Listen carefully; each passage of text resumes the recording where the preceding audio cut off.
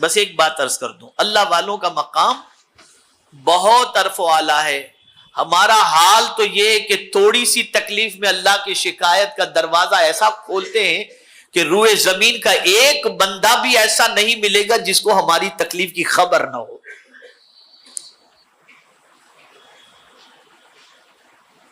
ہر ایک کو تکلیف تکلیف، راحت کبھی ہم نہیں بتاتے، تکلیف سب کو بتائیں. کیا کربلا کے میدان میں امام حسین رضی اللہ تعالیٰ عنہ پر جو غم تھا، اس سے بڑا غم بھی کسی پر ہے؟ بیٹے شہید ہو گئے، فیملی میدان کربلا کے اندر، بچی بہن بیویاں سب کربلا کے میدان. بعد میں کیا ہوگا اس کا بھی تو ٹینشن. ہم جیتے جی یہ سوچ رہے ہیں نا کہ ہمیں کچھ ہو جائے گا تو ہمارے بچوں کا کیا، ہماری بیوی. کیا کربلا میں امام حسین کو یہ خیال نہیں آیا تھا؟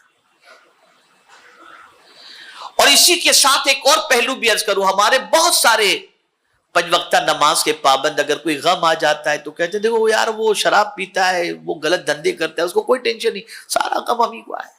لوگ کہتے ہیں بعد میں نماز بھی چھوڑ دیتے ہیں، اللہ الیاذ باللہ. تو امام حسین سے بڑے آپ نمازی ہیں، اور امام حسین رضی اللہ تعالیٰ عنہ پر کربلا کے اندر جو افتاد پڑی، کیا اس سے زیادہ آپ پر ہے؟ نہیں. لیکن ایسی سچویشن میں امام حسین کیا کر رہے ہیں جانتے ہیں آپ؟ جب امام حسین رضی اللہ المولا تبارک و تعالی عنہ کے سر کو تن سے جدا کیا جا رہا تھا تو تاریخ طبری کے اندر موجود ہے کہ اس وقت امام حسین رضی اللہ تعالیٰ عنہ یہ کہہ رہے تھے رضیت بقضائک یا ربی، میرے مولا میں تیرے فیصلے سے راضی ہوں. اس لیے کہ وہ جانتے تھے کہ اللہ خیر مطلق ہے، وہ جو کرتا ہے وہ بہتر ہی کرتا ہے، وہ بہتر ہی کرتا ہے. تو یاد رکھیں کہ اگر غم بھی آتے ہیں نا تو اللہ تعالیٰ اس غم کے اندر بھی ہم کو اس طریقے سے راحت عطا فرماتا ہے، یا تو گناہ معاف فرماتا ہے، یا درجات بلند فرماتا ہے، یا اپنے سے قریب کرتا ہے. اور یہ بات اچھی طریقے سے یاد رکھیں کہ غموں کو دور کرنے والی حقیقی ذات اللہ کی ہے، اور اس کی عطا سے جس کسی کو اللہ نے قوت عطا فرمائی وہ بھی غموں کو دور کر دیتے ہیں. جیسے اعمال، بخاری شریف کی حدیث ہے، حدیث غار کو پڑھ لیجئے کہ 3 لوگ نکلے اور بارش ہو رہی تھی، پہاڑ کی ایک چٹان کے اندر انہوں نے، غار کے اندر انہوں نے پناہ لی. اچانک بڑا پتھر آیا اور آ کر کے غار کے منہ کو بند کر دیا، وہ اندر قید ہو گئے. تو وہاں سے کیسے، لیکن پکارا اللہ کو، وسیلہ پیش کیا اپنے عمل کا. یہ حدیث غار موجود ہے بخاری کے اندر، بخاری شریف کے اندر. اور اللہ تعالیٰ نے اس عمل کے وسیلے سے دور کرنے والی ذات اللہ کی، اس نے پتھر کو ہٹا دیا اور وہ تینوں کے تینوں آرام سے نکل گئے. لیکن تینوں نے نیکی کا وسیلہ لیا.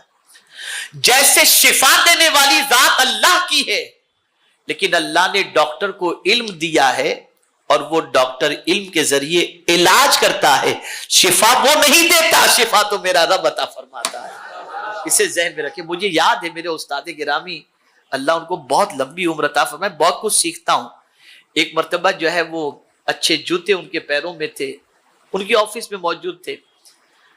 تو مجھے بات میں حضرت نے صرف اتنا فرمایا، یہ جوتے اس سے پیر کو تھوڑی راحت ہے اور اب چلتا ہوں تو تھوڑی سی تکلیف پیر کی میری کم ہو گئی ہے، لیکن مولانا جوتے سے تکلیف دور نہیں ہوئی، تکلیف تو اللہ ہی نے دور کی ہے، جوتے کو تو تھوڑا سا ذریعہ بنا دیا ہے اس نے. فوراً مجھے بات ہی، فوراً اسی وقت انہوں نے کہا.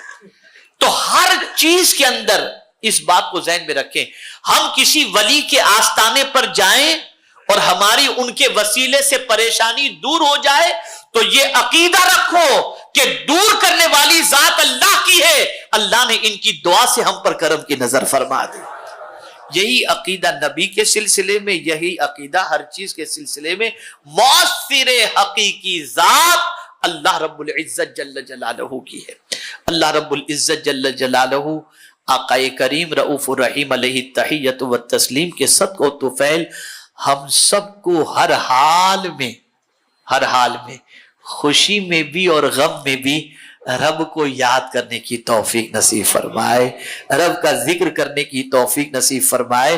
اور یاد رکھیں جب کوئی خوشی کے دنوں میں اللہ کو بہت یاد کرتا ہے تو غموں کے دنوں کے اندر اللہ عز و جل اس پر بہت کرم کی نظر فرماتا ہے، بلکہ فرمایا گیا جو خوشی میں بہت دعا کرتا ہے اللہ غم میں اس کی کم دعا پر بھی اس کی دعا کو قبول کر لیا کرتا ہے۔ تو آدمی خوشی میں اللہ کو بھول جاتا ہے تو نہ بھولو، اور غم میں تو آدمی یاد رکھتا ہے۔ اللہ عز و جل سارے مسلمانوں کے، سارے انسانوں کے غموں کو دور فرما دے اور پروردگار سب کو قرار کی دولت سے مالا مال فرمائے۔ وما علینا